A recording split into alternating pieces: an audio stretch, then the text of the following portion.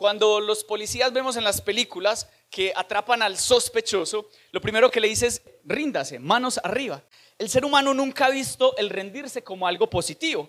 Ánimo, no te rindas, tú puedes.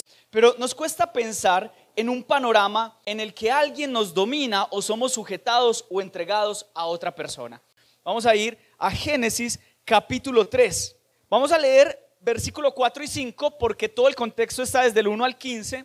Dice, y la serpiente dijo a la mujer, ciertamente no morirán, pues Dios sabe que el día que de él coman, del árbol que no podían comer, se les abrirán los ojos y ustedes serán como Dios, conociendo el bien y el mal. La enseñanza se llama No está mal rendirse. Yo le puse como un subtítulo, el camino a la rendición es el camino a la redención. Ahora, la palabra rendirse en español viene una palabra latina. En español viene una palabra latina que es redere, que significa devolver, entregar o ser vencido o sujetado, someterse o dejar de resistir. Cuando los policías vemos en las películas que atrapan al sospechoso, lo primero que le dice es ríndase, manos arriba. Y yo me doy cuenta que eso tiene un sentido muy, diríamos que profundo, porque una persona que tiene las manos arriba puede demostrar que no tiene un arma o algo con que defenderse o algo que le pueda representar una seguridad. Entonces levantar las manos es una señal de rendición. Ahora, en ese contexto de lo que significa rendirse, ser vencido, entregar, sujetado, someterse, el ser humano nunca ha visto el rendirse como algo positivo. De hecho, la mayoría de charlas motivacionales les enseñan a las personas y les animan a no rendirse. Ánimo, no te rindas, tú puedes. ¿Cuántos han escuchado charlas así? ¿Cierto? Incluso podríamos caer muchas veces dentro de la iglesia a decir eso, a animarnos a no rendirnos. Y puede ser bien usado de acuerdo al contexto, pero nos cuesta pensar en un panorama en el que nos sometamos o que seamos vencidos, en un panorama en el que alguien nos domina o somos sujetados o entregados a otra persona. Y es difícil para el ser humano sentir que su vida le pertenece a Dios. Estuvimos en una boda hace 15 días, una boda que tuvimos el privilegio con mi esposa de presidir, y en el brindis el primo del casado, el novio, cuenta una historia a manera de anécdota de cómo cuando eran niños él lo invitaba a jugar Play, pero él le desconectaba el Play, le desconectaba la consola y el primito pensaba que estaba jugando, pero nunca estaba jugando, no tenía el control del juego. Pero estos días también tuve una cita con unos amigos y él me contaba, me abría el corazón y él me decía, a veces o en el pasado yo sentía que Dios era un niño con un control de un Play manejando mi vida y eso me brindaba mucha inseguridad. Para mí, acercarme a Dios y sentir que Él estaba manejando mi vida como un niño maneja un Play, a mí no me gustaba. Sin embargo, ahora que me he venido acercando a Dios, descubrí que no está mal rendirse. Y ahora, ¿qué tiene que ver eso con el pasaje que estamos viendo? Mucho, ya lo vamos a ver. Porque ninguno de nosotros, a pesar de ese temor inherente a ser controlados, cuando estamos en un avión, uno no se sube a un avión y le dice al piloto, venga, ¿usted sí está seguro de lo que está haciendo? ¿Cierto? Venga, ¿para qué son esos botones? No, venga, córrase, yo le ayudo. Pero en nuestro caminar con Dios, yo sé que suena absurdo hacer eso, pero en nuestro caminar con Dios terminamos haciéndolo y fue lo que hizo Adán con la tentación, porque es que la caída en el Edén, el pecado original fue la desobediencia, pero tradicionalmente mucha gente decía que el pecado original era que ellos habían tenido relaciones sexuales. Y yo decía, venga, pero si en Génesis 1:28 Dios ya les había dicho capítulos antes de la caída, fructificad y multiplicaos. O sea, ¿cómo iba a ser? La cigüeña, ¿no es cierto que no? Necesitaban tener relaciones sexuales, era el primer matrimonio. Entonces, tumbando esos mitos, dejamos ver que el primer pecado de la humanidad fue haber comprado la tentación del diablo de no rendirse. La clave se encuentra allí donde el diablo le dice, seréis como Dios. Para muchos, el camino de la rendición es un camino difícil de recorrer luego de haber tomado decisiones en nuestras fuerzas, generalmente sin consultarle a Dios. Llega un momento en el que nos damos cuenta que no iba a funcionar haciendo las cosas a nuestra manera. Seréis como Dios, usted no necesita rendirse a Dios. La tentación aquí consiste en controle su propia vida. Nadie lo va a gobernar. Seréis como dioses, hágale que usted toma decisiones y no tiene que rendirle cuentas a nadie. Ahora, como ya lo dije, el camino a la rendición, en el caso de Adán y Eva, fue como para muchos el camino para la redención. Y yo quiero que veamos el proceso de la caída para ver cómo ellos tuvieron que terminar rindiéndose al Señor, cómo Dios tenía preparada la redención, pero cómo tú y yo nos podríamos identificar hoy diciendo, ¿será que es momento de soltar el control? Y tal vez este sea el momento de hacerlo a la manera de Dios. Lo primero que yo veo en ese camino a la redención y a la rendición es efectivamente la caída. Vamos a leerlos del versículo 2 al 7. La mujer le contestó, porque Satanás le dice, con que no podéis comer de ningún árbol que hay acá en el huerto. Y la mujer le contestó, sí podemos comer de cualquier árbol del jardín. Lo que Dios nos dijo fue, en medio del jardín hay un árbol que no deben ni tocarlo. Escuche pues, tampoco vayan a comer de su fruto, pues si lo hacen, morirán. Pero la serpiente insistió, eso es mentira, no morirán. Qué atrevida la serpiente, ¿cierto? Dios bien sabe que cuando ustedes coman del fruto de ese árbol, serán iguales a Dios y podrán conocer el bien y el mal. La mujer se fijó en que el fruto del árbol sí se podía comer y que solo de verlo se antojaba y daban ganas de alcanzar sabiduría. Arrancó entonces uno de los frutos y comió, luego le dio a su esposo que estaba allí con ella y también él comió. En ese mismo instante se dieron cuenta de lo que habían hecho y de que estaban desnudos. Entonces tomaron unas hojas de higuera y las cosieron para cubrirse con ellas. Esa expresión cuando dice ni lo tocaréis, el teólogo Clark dice que algunos eruditos judíos, imaginándose un poquito más, dicen que Satanás empieza a arrinconar a la mujer y la acerca tanto hasta el árbol que ella, su espalda queda contra el árbol y Satanás le dice, ¿ves? Sí lo tocaste y no moriste. Entonces Dios te mintió. La caída de todo ser humano parte de cuando la palabra de Dios es tergiversada en nuestros corazones. Cuando Satanás te dice, con que en la iglesia te dijeron, con que la Biblia dice. La tarea del diablo consiste básicamente en plantar una semilla de duda respecto a la palabra que Dios ya ha implantado en nuestros corazones previamente. La Biblia ha sido el libro más impreso de la historia de la humanidad, pero asimismo el libro que más han intentado destruir. El diablo, como enemigo de Dios, dentro de la tarea es destruir la palabra de Dios, escrita, física, como sea. Y allí empieza el proceso de caída. La principal mentira del diablo es hacernos creer que el pecado no es malo y que Dios no es bueno. A mí me llama la atención cuando yo llegué al Señor a los 16 años y mis amigos con los que yo estudiaba me decían como, ¿y qué le empezaron a prohibir en la iglesia? Y yo, ¿cómo así? A mí no me han prohibido nada. Y el pastor no lo deja hacer esto. Y yo, no, el pastor ni me conoce, ni siquiera sabe quién soy. Y entonces empiezan a preguntarse como, ¿qué le han dicho allá? ¿Qué ha aprendido usted para yo en verdad mostrarle lo que eso significa? Es la tarea del diablo, mostrarnos a un Dios malo y al pecado como bueno. Me encanta porque el Salmo 34:8 dice, prueben y vean que el Señor es bueno, dichosos los que en Él se refugian. Además, ser como Dios, como ya lo dije, traía implícito el hecho de lo sé todo. Nada más difícil que tú aconsejar a una persona que ya lo sabe todo. Yo siempre he dicho que nada más difícil que reevangelizar a un cristiano, ¿cierto? Usted le dice, hey, pero debes orar. Ah, yo ya lo sé. Hey, pero qué bueno que vayas a la iglesia. Yo ya lo sé. Pero hey, mira estos pecados. Yo ya lo sé. La Biblia tiene una palabra para eso y es orgullo. Proverbios 16:18 dice que delante de la destrucción va el orgullo y delante de la caída la arrogancia del espíritu. La Biblia nos enseña que Satanás, antes de ser Satanás, era un ángel de luz que se encontraba en la eternidad y que él en su corazón dijo, seré como Dios. Isaías capítulo 14 del 13 al 14 dice, pero tú dijiste en tu corazón, subiré al cielo por encima de las estrellas de Dios, levantaré mi trono y me sentaré en el monte de la asamblea en el extremo norte, subiré sobre las alturas de las nubes y me haré, escuche esto, semejante al Altísimo. El diablo no estaba dispuesto a irse en su caída solo.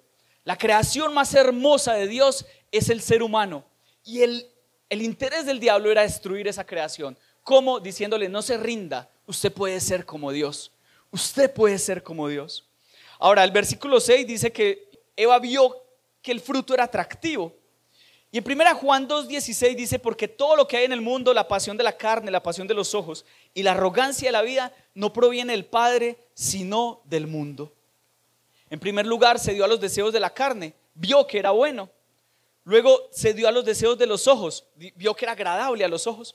Pero tercero, se dio a la vanagloria de la vida, vio que era deseable para alcanzar sabiduría. Sus ojos fueron abiertos. Ahora, la Biblia nos enseña que ellos estaban revestidos de luz. Y en el momento en el que sus ojos son abiertos, ellos pueden ver su humanidad. Aquí hay algo muy tremendo porque este versículo lo voy a mencionar, pero lo vamos a desarrollar más adelante. Dice que ellos corrieron a hacerse ¿qué? ¿Qué se hicieron ellos cuando descubrieron que estaban desnudos? Vestidos con hojas de higuera. ¿A quién se le ocurre vestirse con hojas de higuera? Los que conocen las hojas de higuera saben que son punzantes y pican. Y ante la inclemencia del tiempo eso no les iba a durar nada. Pero ya vamos a hablar un poquito acerca de eso. Pero lo primero fue el momento de la caída, donde ellos ceden a la tentación de seré como Dios. Pero lo segundo está en el versículo 8 y yo lo titulé el momento de esconderse. Y dice, oyeron al Señor Dios que se paseaba en el huerto al fresco del día. Entonces el hombre y la mujer y su mujer se escondieron de la presencia del Señor Dios entre los árboles del huerto. Y yo quiero preguntar, ¿cuántas personas cuando escuchan la voz de Dios tienen miedo y como consecuencia de esto se esconden? Escuchan la voz de Dios en la iglesia, en el devocional o a través de alguna persona o directamente a través de la Biblia, pero su pecado no resuelto lo lleva a esconderse. ¿Y por qué no volviste a la iglesia? No, porque yo me di cuenta que yo soy muy pecador, por eso tienes que ir. No, ¿por qué no volviste a la iglesia? No, porque allá hablaron de algo que, venga, dígame la verdad, usted le contó mi vida a ese pastor. Todos nosotros, frente a la voz de Dios, cuando nos confronta con nuestro pecado, nuestra posición es escondernos. Porque es nuestra tendencia escondernos luego de haber escuchado la voz de Dios. Ahora, me llama la atención porque ellos construyen hojas de higuera, como ya lo dije, punzantes y rígidas. Y el hombre tiene la tendencia a esconderse detrás de lo que ha construido con sus propias manos. ¿Y por qué no volviste a la iglesia? No, porque imagínate que monté un emprendimiento y me está yendo tan bien que yo ya no voy a la iglesia. Me suena a hojas de higuera. ¿Y por qué no has vuelto a la iglesia? ¿Por qué no volviste a buscar de Dios? No, porque estoy con mi familia y hemos hecho esto. Me suena a hojas de higuera. ¿Por qué no volviste a la iglesia? No, porque tenemos un proyecto y la universidad. Y no me malinterprete, porque ninguna de estas cosas son malas en su esencia, pero no son para esconderse. ¿Saben para qué eran las hojas de higuera? Servían para muchas otras cosas, menos para esconderse. Lo que yo le quiero decir es que eso que muchas veces usamos para escondernos es bueno, pero no son nuestra verdadera seguridad. Pero miren lo que dice Jeremías 23:23. ¿Acaso yo soy un Dios solo de cerca, declara el Señor, y no un Dios de lejos? ¿Podrá alguien esconderse en escondites de modo que yo no lo vea, declara el Señor? ¿No lleno yo los cielos y la tierra, declara el Señor? El segundo proceso o el segundo punto para ir a la rendición generalmente es esa etapa en la que nos estamos escondiendo. Y Dios está dejando claro que de Él no nos podemos esconder. Entonces, escondernos no nos sirve de nada, porque allí está Dios, simplemente esperando a que tú levantes las manos y digas, Señor, no está mal rendirse, me rindo a ti. Ahora, viene el tercer momento y es el momento de la confrontación.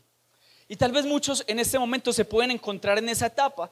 Tal vez para muchos esta prédica pueda significar este tercer momento.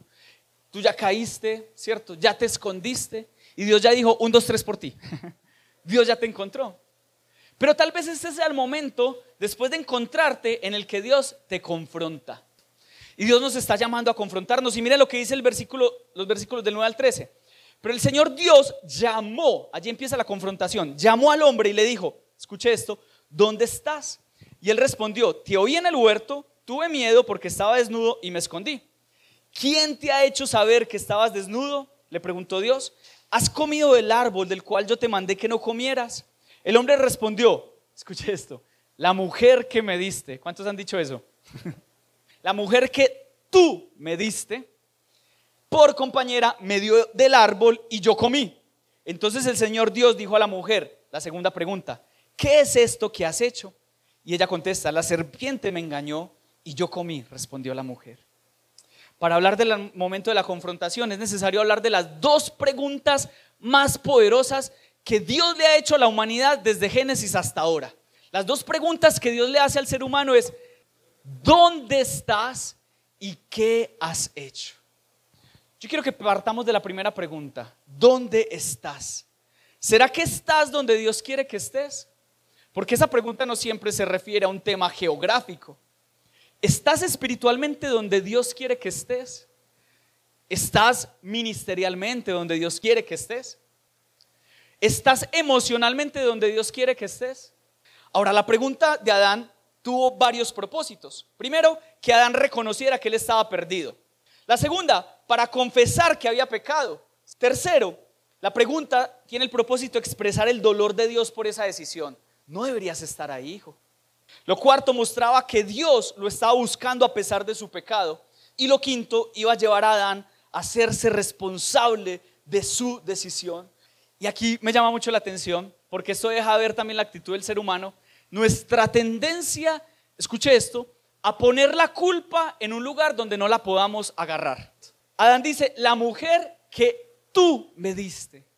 Implícitamente, Adán le está dando la responsabilidad. Luego de que le echa la culpa a Eva, le está dando la responsabilidad ¿a quién? A Dios. Entonces lo que le está diciendo a Adán es que usted ahí muy lindo, es que preparándome una esposa, es que ayuda idónea. Me imagino a Adán, ayuda errónea será, ¿cierto? Conchudito Adán, ¿cierto? Terminamos poniendo la culpa en un lugar donde no la podamos agarrar. Nos cuesta asumir nuestras responsabilidades. Ponemos la culpa lejos. A la mujer Dios le hace la siguiente pregunta confrontante: ¿qué es esto que has hecho? La reflexión es la misma. ¿Será que lo que estás haciendo es lo que Dios te mandó a hacer? ¿Dónde estás y qué has hecho? No son dos saludos, ¿cierto? ¿Qué más? ¿Y qué hubo? ¿Dónde anda? ¿Y qué ha hecho? ¿Cierto? Son dos preguntas confrontantes para revisar nuestra vida espiritual. La respuesta de Eva es: la serpiente me engañó. Y Eva no estaba mintiendo. Pero el problema cuando nos intentan engañar como creyentes es que no tengamos la capacidad de ir a la palabra y corroborar el engaño que nos están haciendo. Y hoy Dios quiere que tú y yo volvamos a la palabra para que no seamos engañados. Yo les doy por favor permiso de que todo lo que yo les predique acá los domingos, por favor ustedes lo pasen por la palabra de Dios.